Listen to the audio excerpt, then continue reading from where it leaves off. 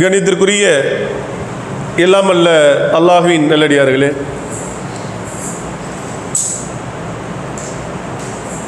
அல்லாஹ்வுடைய அளப்பெரும் கிருபை நாம் மனித இனமாக படைக்கப்பட்டு அதிலே உயரிய கொள்கையான ஏகத்துவத்தை பின்பற்றி வாழக்கூடிய ஒரு அரிய சந்தர்ப்பத்தை அல்லாஹ் இந்த பூமியிலே நமக்கு வழங்கியிருக்கின்றார். பெரிய ஒரு மகத்தான வெற்றி அதுவே. நமக்கு வழிகேட்டின் பக்கம் செல்லாமல் ஏகத்துவ காற்றை சுவாசிக்கக்கூடிய ஒரு வாய்ப்பை அல்லாஹ் அந்த உலகத்தில் நமக்கு என்ன செஞ்சிருக்கான், வசப்படுத்தி தந்திருக்கிறான். அதுக்கே மிகப்பெரிய நன்றி செலுத்தணும்.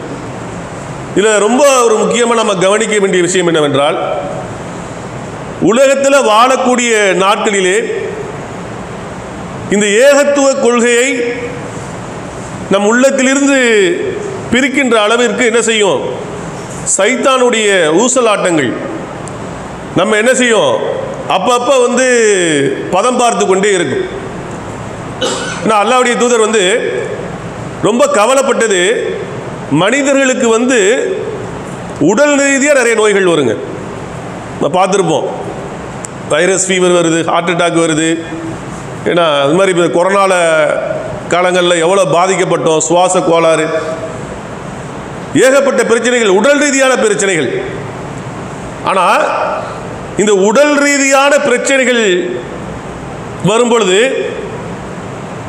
மனிதர்கள் தன்னுடைய உடலுக்கு எந்த அளவுக்கு முக்கியத்துவத்தை தருகிறார்களோ, அல்லாஹ்வுடைய தூதர் சொல்றாங்க, உள்ளம் சார்ந்தும் மனிதனை சில நோய்கள் என்ன செய்யும், தாக்கும்.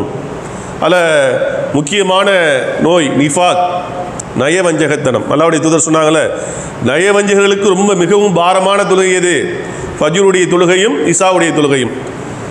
நயவஞ்சகர்கள் யார், அல்லாஹ்வுடைய தூதருடைய காலத்தில் என்ன செய்வாங்க, அல்லாஹ்வுடைய தூதருடைய அவைகள் இருக்கும்போது என்ன செய்வாங்களாம், அல்லாஹ்வுடைய தூதருக்கு நெருக்கமானவர் மாதிரி பேசிக்குவாங்க. அல்லாஹ்வையும் அல்லாஹ்வுடைய தூதரையும் என்ன பயந்து நடக்கக்கூடியவர்களாக காமிச்சுக்குவாங்க.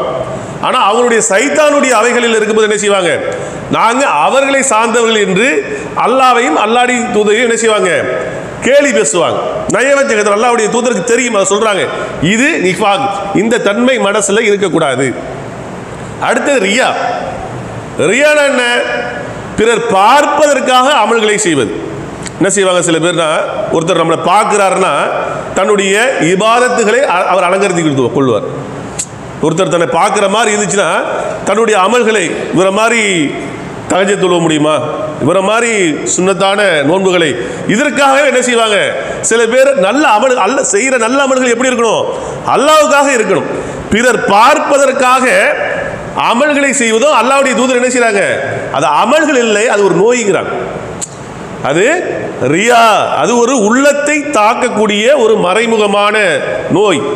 இன்னும் பயம், எதை பார்த்தாலும் பயப்படுறது, இது வந்துருமோ அது வந்துருமோ, இவங்க நம்மளுக்கு அது வச்சிருப்பாங்களோ இது வச்சிருப்பாங்களோ, இந்த மாதிரி ஒரு பயம். இது உள்ளத்தை தாக்க.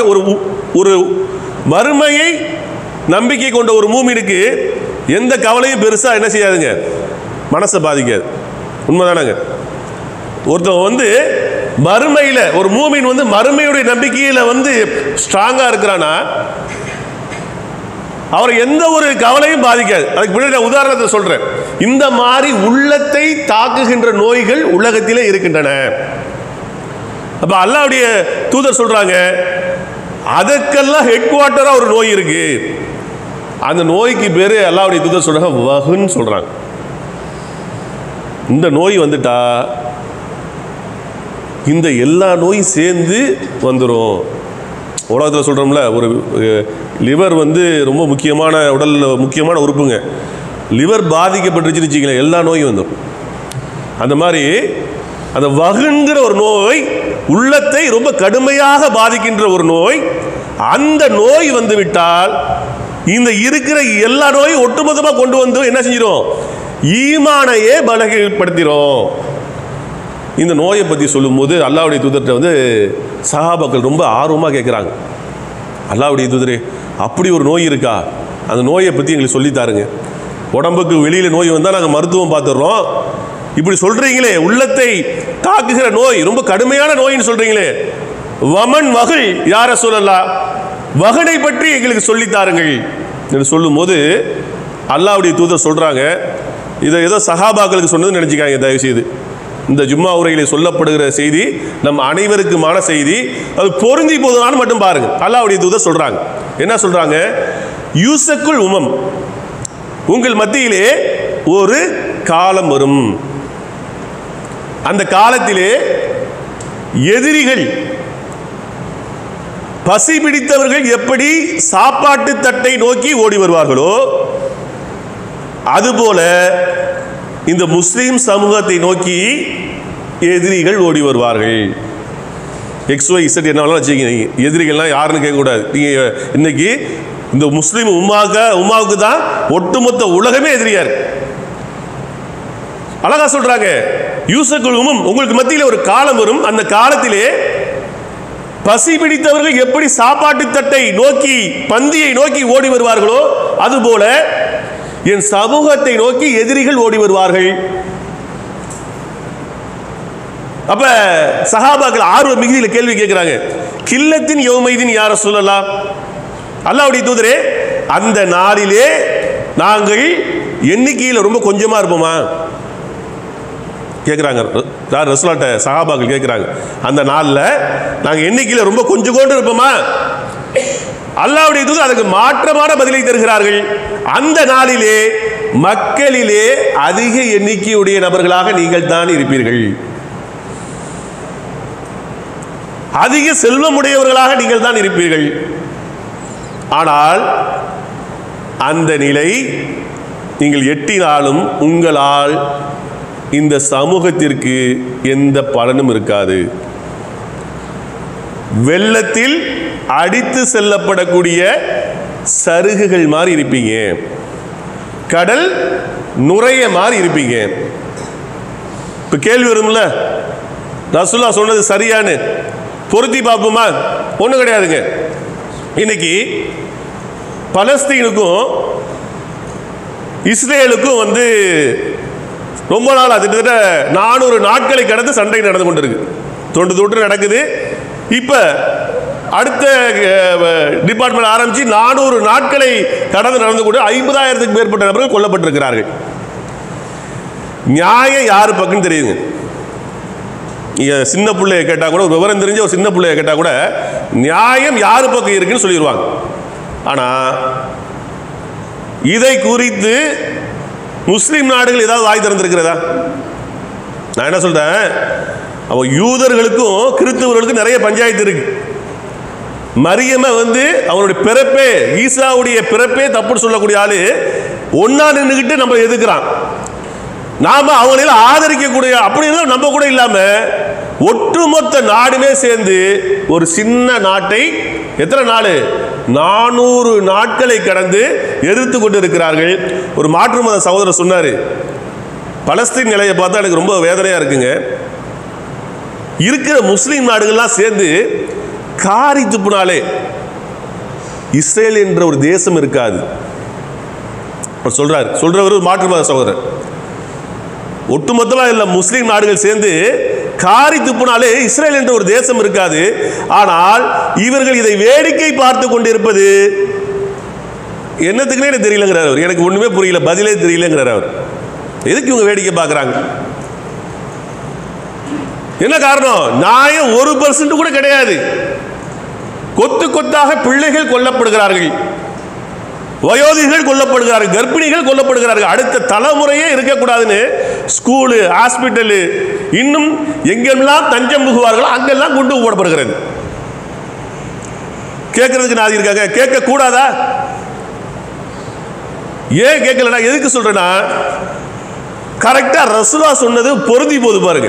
ஒரு காலம் வரும், அந்த காலத்திலே என் மக்கள் தான் அதிகமா இருப்பாங்க. இன்னைக்கு பாருங்க, கிறிஸ்துவத்தை விட இஸ்லாமை பின்பற்றக்கூடிய மக்கள் தான் அதிகம் உலகத்தில். செல்வத்தில் எடுத்துக்கிட்டீங்கன்னா இன்னைக்கு டாப் மோஸ்ட் நம்ம தான், முஸ்லிம்கள் தான்.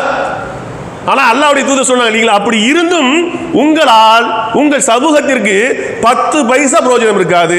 காரணம், வெள்ளத்தில் அடித்து செல்லப்படக்கூடிய வெள்ளம் கிடையாது. வெள்ளங்கிறது ரொம்ப ஃபோர்ஸ், வெள்ளத்துக்கு மேலே போது பாருங்க தூசு, அதை சொல்றாங்க.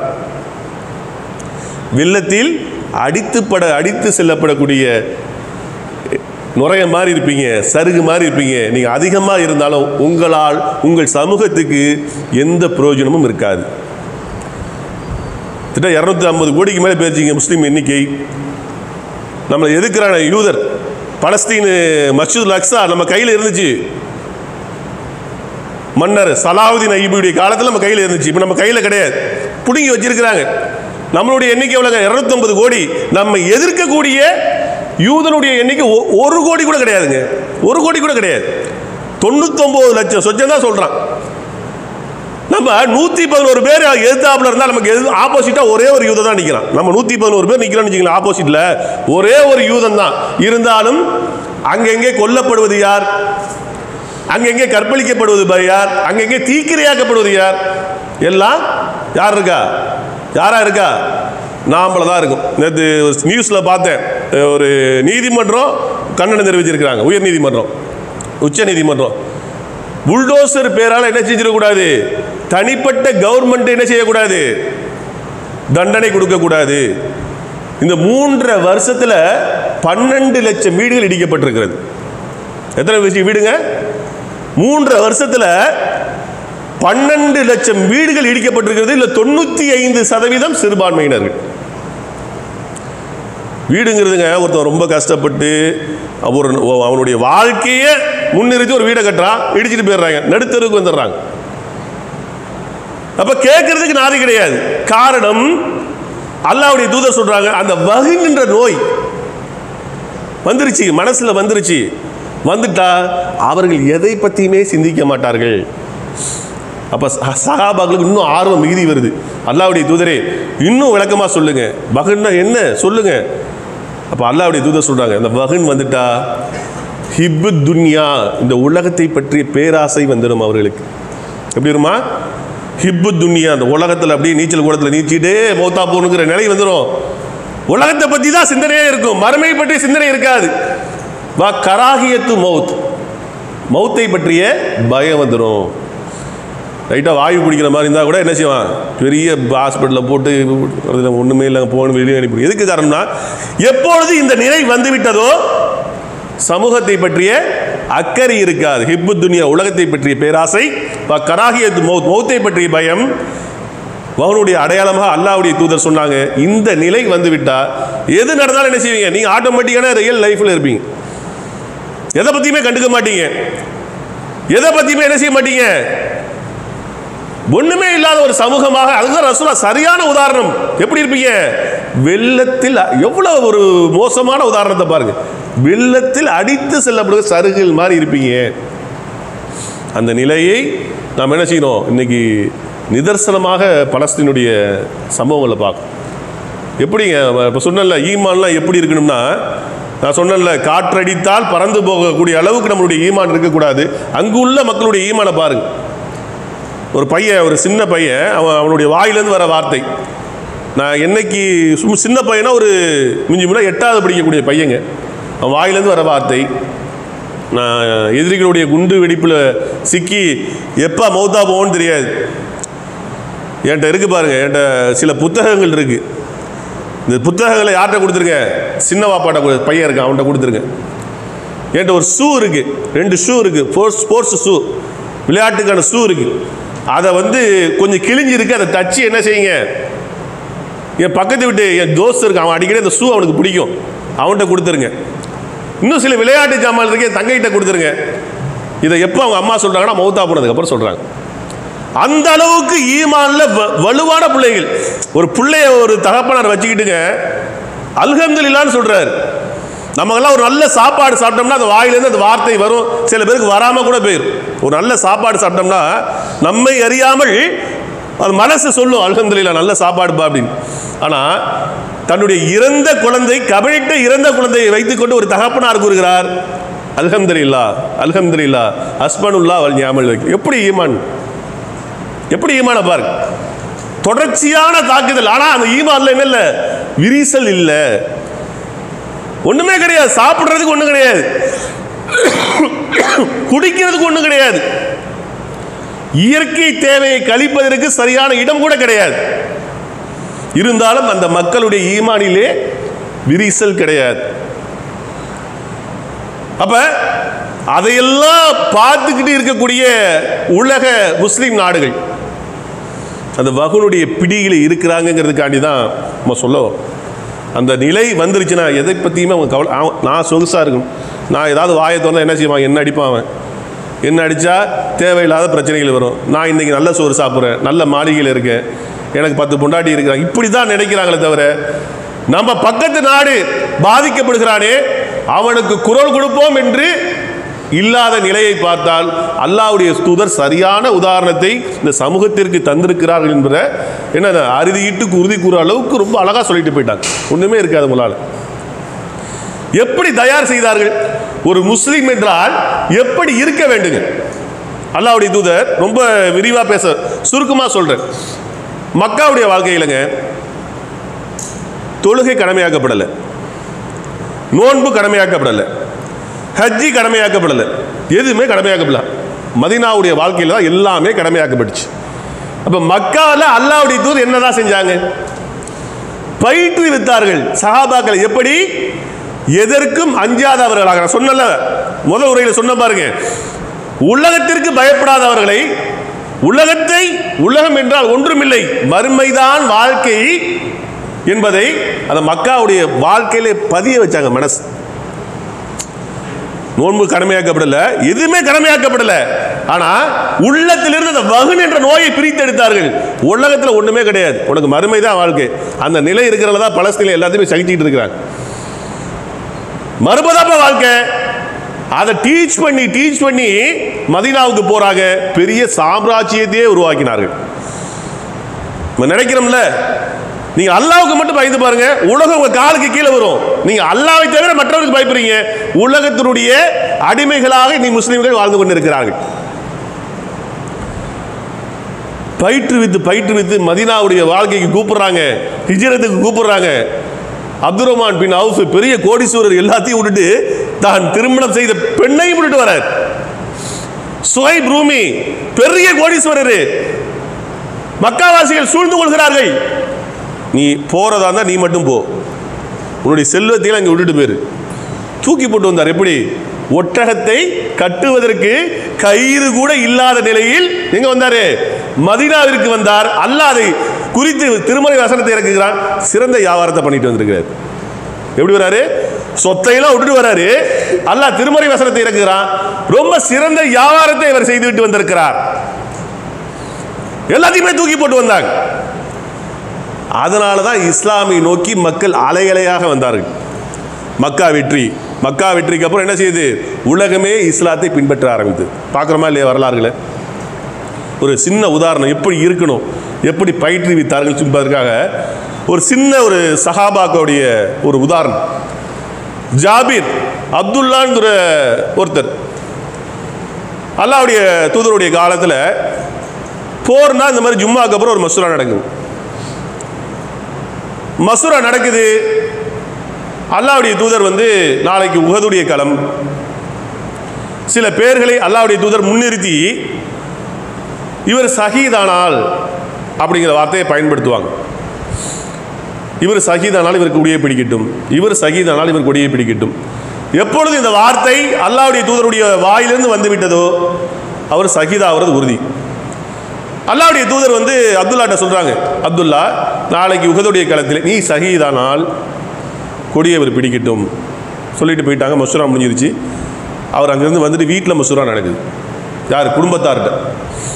தன்னுடைய மகன் ஜாபிர், அவருக்கு 9 வயசுங்க. அந்த பிள்ளையை கூப்பிட்டு வசியத்து செய்கிறார். என்ன வசியத்து செய்கிறாரு? என் அருமை மகன் ஜாபீரே, அல்லாஹ்வுடைய தூதர் இன்னைக்கு மசூராவில் ஒரு செய்தியை சொன்னாங்க. ஷஹீதானால் என்ற வார்த்தையை அல்லாஹ்வுடைய தூதர் யாருக்கும் பயன்படுத்த மாட்டாங்க. அப்படி பயன்படுத்தி விட்டால் நாளை போர்க்களத்திலே நான் கொல்லப்படுவது உறுதி. அதனால வசியத்து செய்கிறாங்க. என்ன? உனக்கு ஏற்கனவே 9 பெண் குழந்தைகள் இருக்கிறாங்க. அவருக்கு, யாருக்கு? அப்துல்லா. யாருமே பாலிய வயதை, பருவ வயதை அடையாதவர்கள். ஏற்கனவே அந்த அம்மாவுக்கு, அவங்களுக்கு யாரும் இல்லை, அம்மா கிடையாது, அப்பா மட்டும்தான்.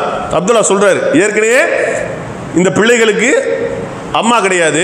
நாளை போர்க்களத்திலே நான் மரணித்து விட்டால் யாரும் கிடையாது, வாப்பாவும் கிடையாது. வாப்பாவுக்கு கொஞ்சம் கடனும் இருக்கிறது. எத்தனை வயசு பிள்ளைட்டு சொல்றாரு? 9 வயசு பிள்ளைட்டு சொல்லிட்டு உட்காந்துருக்காரு. நாளை நான் களத்தில் மறந்துட்டா இவ்வளோ பொறுப்பு உங்கள் மேலே இருக்கு. 9 பிள்ளை நீங்கள் தான் பார்த்துக்கணும். பாப்பாவுக்கு கடன் இருக்கு, கடனை நீங்கள் தான் அடைக்கணும் சொல்லிட்டு களத்துக்கு போறாரு. களத்தில் அல்லாஹ்வுடைய தூதர் சொன்ன மாதிரியே பெரிய வரலாற்று சம்பவம் படிச்சு பாருங்க. அல்லாஹ்வுடைய தூதர் சொன்ன மாதிரியே மௌத் ஆயிட்டாங்க. ஜாபிர் பாப்பாவை பார்க்கணும்னு ஆசைப்படுறாரு. சஹாபாக்கள் விட மாட்டாங்க. எல்லாரும் போய் திரும்பி வராங்க, எல்லாருமே போயிட்டு திரும்பி வராங்க, எல்லாருடைய தகப்பனாரும் வராங்க. உஹதுடைய குலம் பெரிய ஒரு பாதிப்புக்குள்ளான களம் தான் அது. எல்லார் வீட்லையும் ஜனாசா. ஜாபிருடைய வாப்பா வரவே இல்லை. களத்துக்கு போறார். களத்துக்கு போனால் சஹாபாக்கள் விட மாட்டாங்க.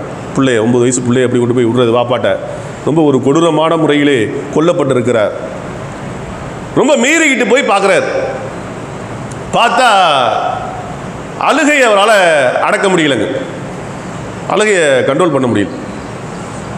என்ன காரணம்? அவர் சொல்றார், நேற்றைய தினம் என் வாப்பா எனக்கு அறிவுரை சொன்னார். அந்த அறிவுரை சொன்ன உதடுகள் பீத்து எரியப்பட்டிருக்கிறது.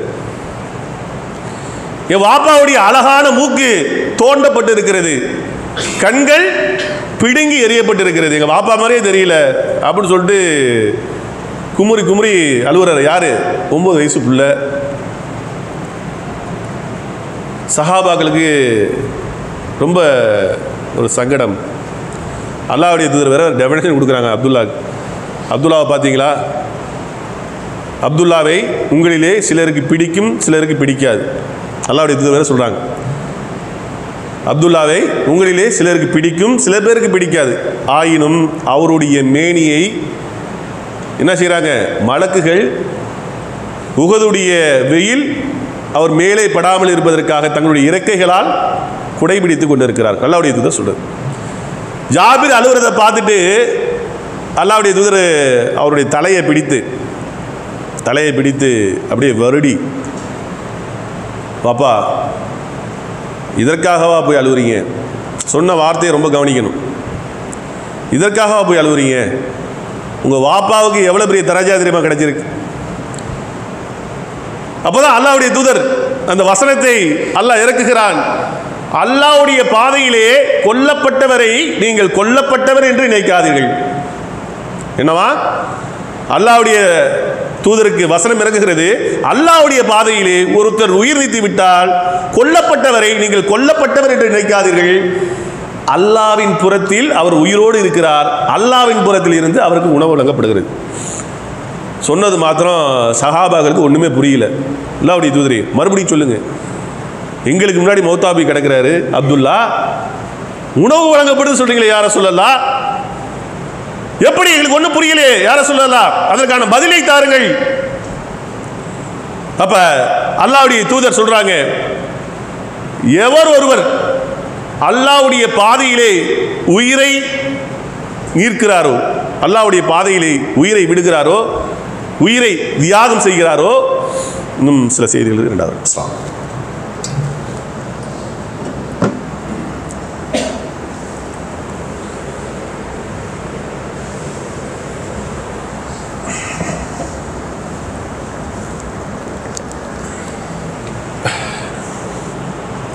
அல்ஹம்துலில்லாஹ். கணிதத்திற்குரிய எல்லாம் அல்ல அல்லாஹ்வின் நல்லடியார்களே, அல்லாஹ்வுடைய பாதையிலே உயிர் நீத்த நபர், அல்லாஹ்வுடைய தூதர் அதுக்கு டெஃபினேஷன் கொடுக்குறாங்க. அல்லாஹ்வுடைய பாதையிலே ஒருவர் உயிர் நீத்து விட்டால் அல்லாஹ் என்ன செய்கிறான்? ஒரு பச்சை நிற பறவையின் உருவில் தயிரின் என்ன செய்கிறாரு? அதில் உயிரை ஊதுறான், ரூகை ஊதுறான். யாருடைய ரூக? உயிர் நீத்தவருடைய ரூகை ஊதுகிறான். அல்லாஹ் என்ன சொல்லுவானா?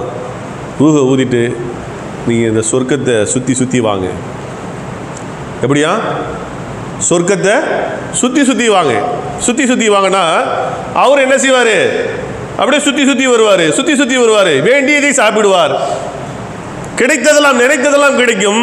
ஒரு நேரத்தில் ரொம்ப அப்படி டயர்டாகி அல்லாவின் அரிசுகளை சுமக்குகின்ற காப்புகளிலே வந்து அமரும் அந்த பறவை. ரொம்ப கவனமாக கேட்கணுங்க. உடனே அல்லாஹ்வுக்கு பொறுக்காது, ரப்புக்கு பொறுக்காது.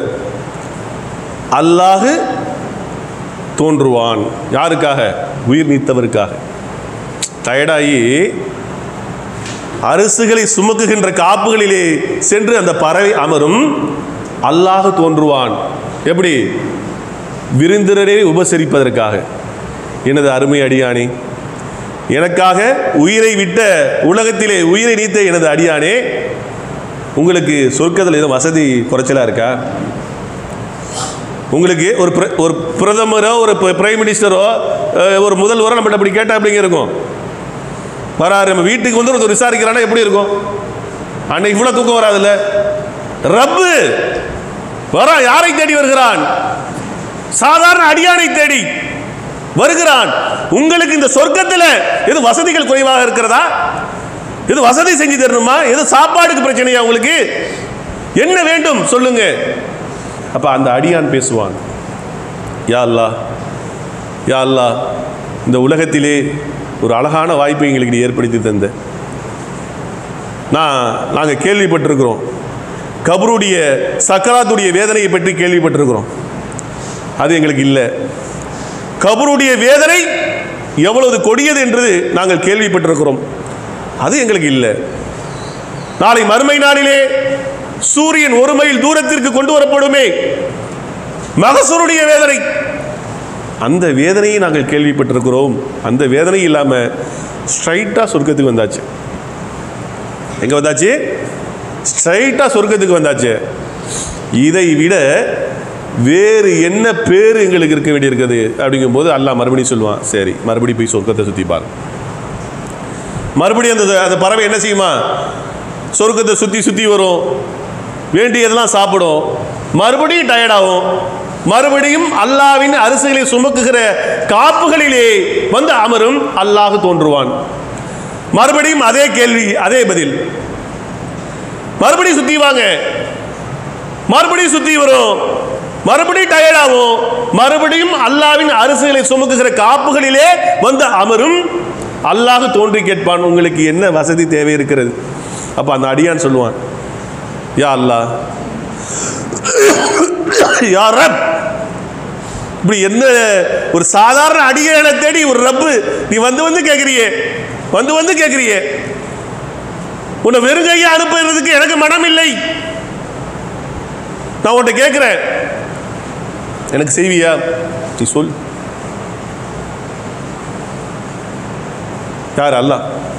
சொல், என்ன செய்யும்? நீ மறுபடியும் இந்த உலகத்திற்கு என்னை திருப்பி அனுப்ப வேண்டும். என்ன செய்யணுமா?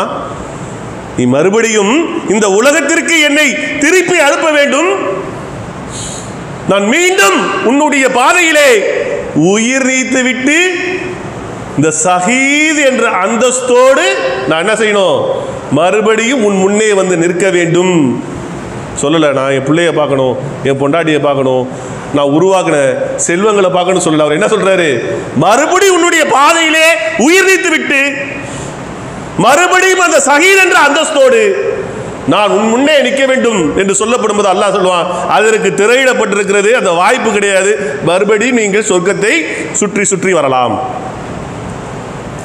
இதாங்க வாழ்க்கை.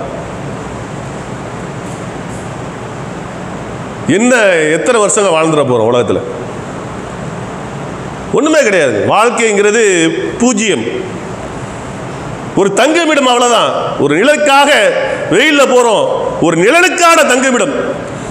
ஆனா அந்த தங்குமிடத்தையே உலகம் என்று நினைத்துக் கொண்டு அதற்காக ஓடி ஓடி உழைத்து விட்டு கடைசி நேரத்தில் உயிரை பிடுங்கும் போது அல்லாஹ்வை நினைத்தால், அல்லாஹ் கிருபையாளன், மாற்றுக்கிறது, அல்லாஹ் ரஹ்மான் மாற்றுக்கிறது, அல்லாஹ் அருளாளன், மாற்றுக்கிறது கிடையாது. அந்த கடைசி நேரத்தில் நான் அல்லாஹ்வை கட்டுப்பட்டு நடக்கக்கூடிய அடியானாக நான் இருக்கிறேன் என்று சொன்னால்